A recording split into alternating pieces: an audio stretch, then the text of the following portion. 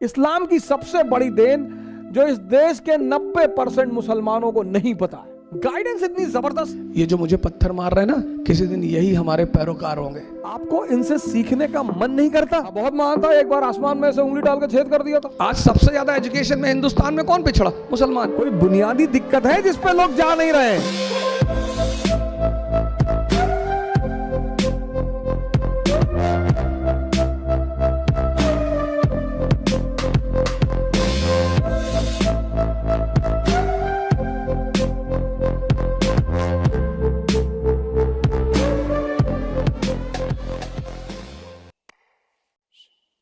इस्लाम की सबसे बड़ी देन जो इस देश के 90% मुसलमानों को नहीं पता है।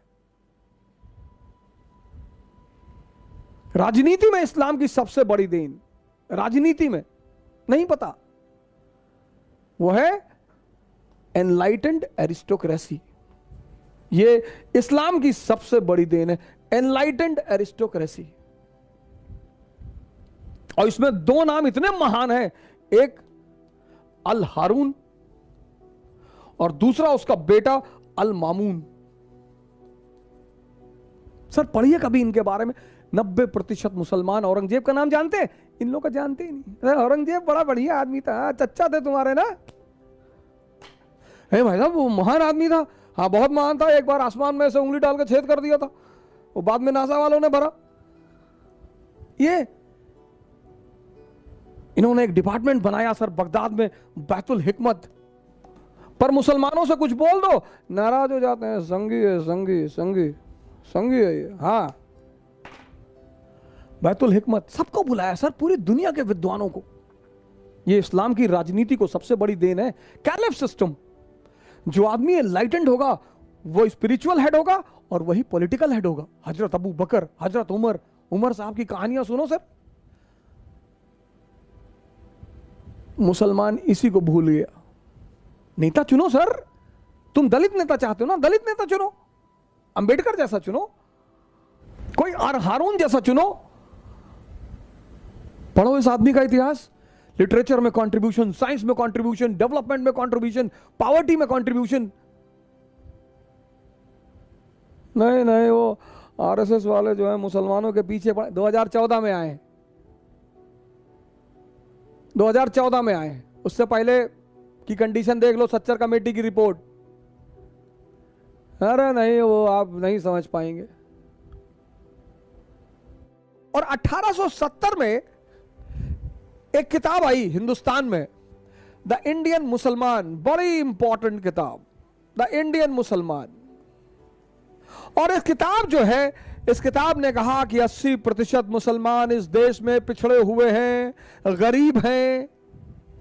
80%? 1870 में तब तो आरएसएस नहीं थी, तब तो मोदी नहीं था, तब तो बीजेपी नहीं थी। 1206 से लेकर 1707 भारत में राजा कौन है? मुसलमान। इल्तुतमिश, बलबन, अलाउद्दीन खिलजी, मोहम्मद बिन तुगलक, फिरोज शाह तुगलक, बाबर, हुमायूं, अकबर, जहांगीर, शाहजहां, औरंगजेब।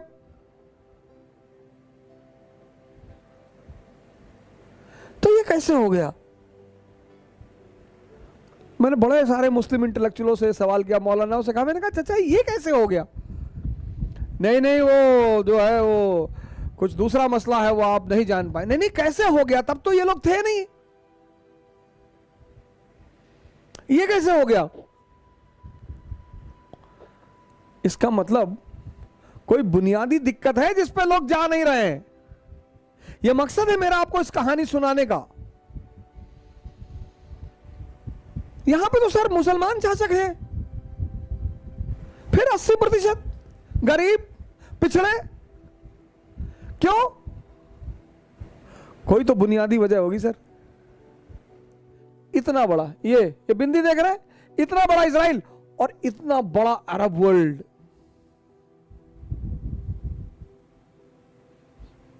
सर आपको शायद ही ये बिंदु दिखाई पड़ रहा हो।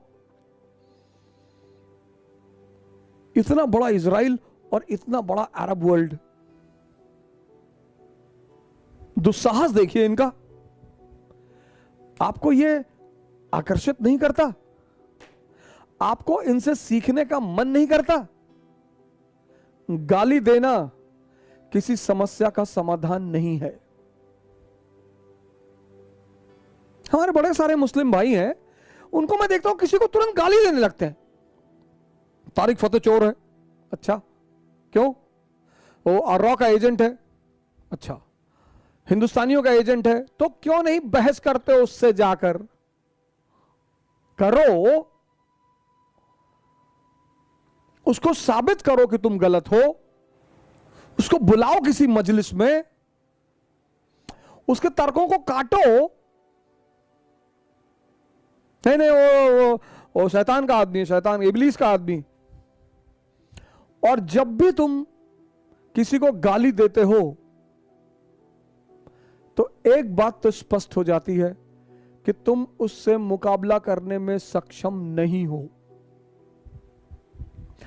Whenever you are abusing someone, then it is explicitly clear, that you are not in a situation to compete with that person. पूरी दुनिया की अर्थव्यवस्था यहूदियों के हाथ में है सर। इतना ऑयल रिजर्वायर होते हुए तुम उनके गुलाम हो। 48 में मारा, 56 में मारा, यम किप्पुर के वॉर में मारा, 6 डेज वॉर में मारा, तुम्हारे घर में घुसकर तुम्हारा बेड़ा उड़ा देते हैं, स्विस कैनाल पे कब्जा कर लेते हैं, इजिप्ट की एयरफोर्स पूरी उड़ा देते हैं। तुम्हें यह चीज आश्चर्य नहीं करती? बस गाली ही देते हो। कि इस्लाम की सबसे बड़ी राजनीतिक देन है एनलाइटेंड एरिस्टोक्रेसी। एनलाइटेंड एरिस्टोक्रेसी, उसमें जिन्ना जैसे लोग कहीं नहीं बैठते सर, वो बैठते ही नहीं। इस्लाम की जो सबसे बड़ी राजनीतिक देन है वो है एनलाइटेंड एरिस्टोक्रेसी। और सर इस्लामिक स्टेट ने इतनी यूनिवर्सिटियां खोली, इतनी वर्ल्ड फेमस सर, 5-6 नाम तो मैं आपको गिना देता हूं। Baghdad, Cairo, Barcelona, Seville, Damascus, ये सब फेमस इस्लामिक यूनिवर्सिटियां थी। रेनेसांस की जो पृष्ठभूमि बनी ना सर, वो इन्हीं यूनिवर्सिटियों में बनी सर। इन यूनिवर्सिटी में पढ़ने के लिए लोगों का सपना होता था कि हम इन यूनिवर्सिटियों में पढ़ें। अगर इस्लाम का इतिहास देखा जाए 8th सेंचुरी से 15th सेंचुरी, और सुप्रीम अचीवमेंट सर, गाइडेंस इतनी जबरदस्त, एनलाइटेंड एरिस्टोक्रेसी। राम एनलाइटेंड है, मोहम्मद एनलाइटेंड है, गुरु गोविंद सिंह एनलाइटेंड है। औरंगजेब ने पूछा आप संत हैं, आपने हथियार उठा लिया, क्यों? और ये आप दाढ़ी और बाल क्यों रखते हैं बड़े बड़े सन्यासियों की तरह? बोले हम सेंट वॉरियर्स हैं, हम धर्म के लिए लड़ते हैं। धर्म मतलब सिखिज्म नहीं, धर्म मतलब मानवता। इस्लाम जब पैदा हुआ पूरी दुनिया में अंधेरा था, पूरी दुनिया में। आप कभी इस्लाम की हिस्ट्री पढ़ो, यूरोप औरतें जलाई जा रही थी विच हंटिंग के नाम पे, विच हंटिंग। हिंदुस्तान सती प्रथा, चीन में तो लड़कियों को ऐसे ही मार डालते थे। पूरी दुनिया में अंधेरा, और उस अंधेरे में मोहम्मद साहब लैंप लेकर खड़े हुए। इस्लाम, प्रेम, मैसेज। हुजूर साहब गुजरते थे एक रास्ते से,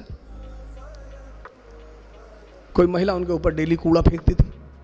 हमारे आपके ऊपर फेंक दे, हम तो गोली चला दे तुरंत कि वह कूड़ा फेंकोगे, वो भी हम मतलब मैं, वाजीराम के टीचर, इतनी औकात तुम्हारी?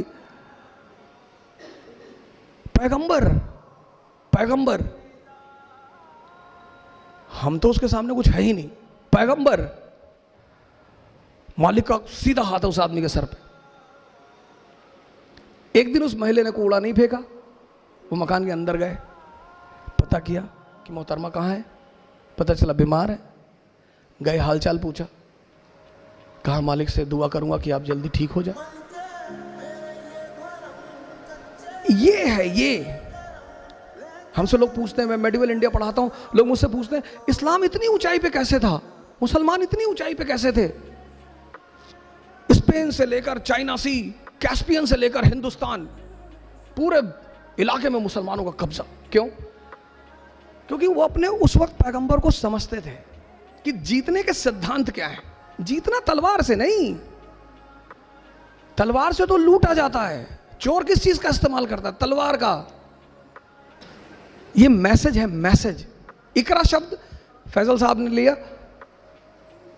कि सर हम तो अपनी इंस्टीट्यूट का नाम इकरा रखेंगे। मैंने कहा बिल्कुल। मैंने कहा, इन्होंने मुझसे पूछा कि हम इंस्टीट्यूट का नाम क्या रखें, हमने कहा इकरा रखो, बड़ा अंधेरा है दुनिया में।